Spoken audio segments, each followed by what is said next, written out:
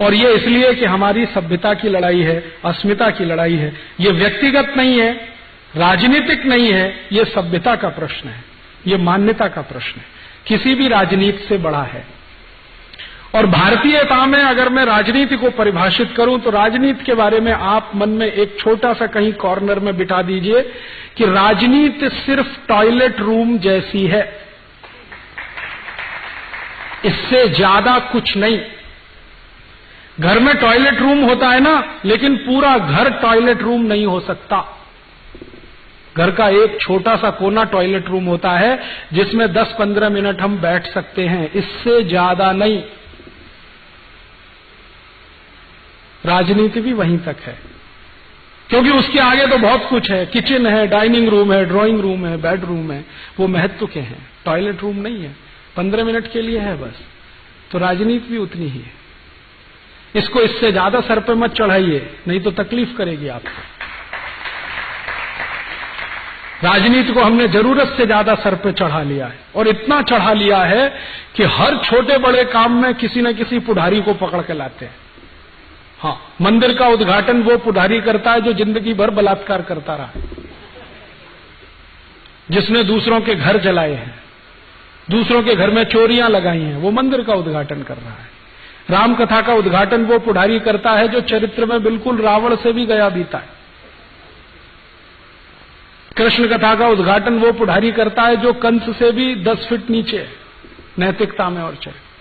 हमने सच में इनको सिर पर चढ़ा रखा है, हर छोटे बड़े काम में इनके आगे पीछे घूमते रहते, आइए जी हमारे यहां उद्घाटन। कहां फंस गए आप इनके चक्कर में। इसलिए मैंने बहुत गंभीरता से सोच विचार कर कहा है, पुढ़ारी और पॉलिटिक्स माने टॉयलेट रूम। घर की जरूरत है, लेकिन पूरा घर वो नहीं है, थोड़ा सा हिस्सा है, उतना ही भर रखिए उसको। उतना भर रखेंगे तो ये सीधे रहेंगे और एकदम चलते रहेंगे आपके कहने पर। जो आपने सिर पे बिठा लिया, अगर पूरा घर टॉयलेट बना लिया तो क्या होने वाला, घर छोड़ के जाना पड़ेगा आपको। इसलिए ज्यादा इनको सिर पे मत चढ़ाइए और ज्यादा इनको इस तरह से तवज्जो मत दीजिए, हर समय उनके आगे पीछे मालाएं लेके खड़े हो जाना। हम जानते हैं कि चरित्र से बहुत घटिया है, बेईमान है, चोर है, लुच्चा है, लफंगा है, लंपट है, फिर काहे के लिए मालाएं लेके खड़े हैं उसके सामने। जब जानते हैं, नहीं जानते तो बात अलग है। आपको मालूम है सब कुछ खुला है आपके सामने उसका, फिर इतना क्यों उसको तवज्जो देना। थोड़ा स्वाभिमानी तो बनिए। भारत के लोग तो स्वाभिमान के लिए गर्दन कटा देते हैं, स्वाभिमान नहीं छोड़ते हैं। हमने इतना छोड़ दिया है। तो जब आप थोड़े स्वाभिमान से, आत्मसम्मान से खड़े होने लगेंगे तो ये पॉलिटिशियन आपकी इज्जत करने लगेंगे। जब इनके सामने आप गिड़गिड़ाते और रंगराते खड़े रहे, ये आपके सिर पर चढ़ के बैठेंगे। इसलिए उनको उनकी जगह रहने दीजिए। खत्म करता हूं। मेरा एक दोस्त है, अमेरिका में रहता है। थोड़े दिन पहले उसने मुझे ईमेल किया, कैलिफोर्निया के पास एक गांव में रहता है, कैलिफोर्निया स्टेट में रहता है एक गांव में। तो उसने मुझे ईमेल किया और बोलता है, राजीव भाई मेरा घर जल गया। तो मैंने कहा सो व्हाट, जल गया तो जल गया, क्या फर्क पड़ता है। उसने कहा नहीं मैं कुछ बताना चाहता हूं। मैंने कहा बताओ। उसने कहा जब मेरा घर जला तो सबसे पहले फायर ब्रिगेड आ गया और फायर ब्रिगेड ने आग बुझाई।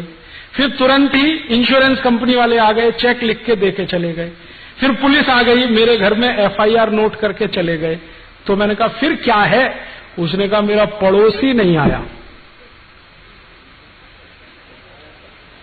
मैंने कहा भाई तू अमेरिका में रहता है, भारत नहीं है ये। अमेरिका में घर जलता है तो सब कुछ आता है, पड़ोसी नहीं आता। और भारत में अगर घर जल गया तो कोई नहीं आएगा, सबसे पहले पड़ोसी आएगा।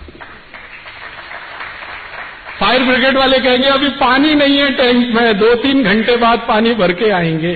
पुलिस कहेगी हमको फुर्सत नहीं है, यहां आओ और FIR कराओ। सरकार कहेगी 2-3 साल बाद इंश्योरेंस का पेमेंट होगा।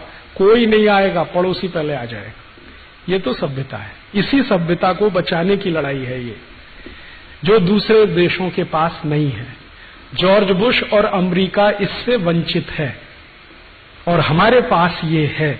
जो है अच्छा है तो बचा के रखना है और कहीं खराब हुआ है तो अच्छा बनाना है। हमारी सभ्यता में कहीं कुछ खराबियां आ गई हैं तो उसको अच्छा बनाना, और जो अच्छा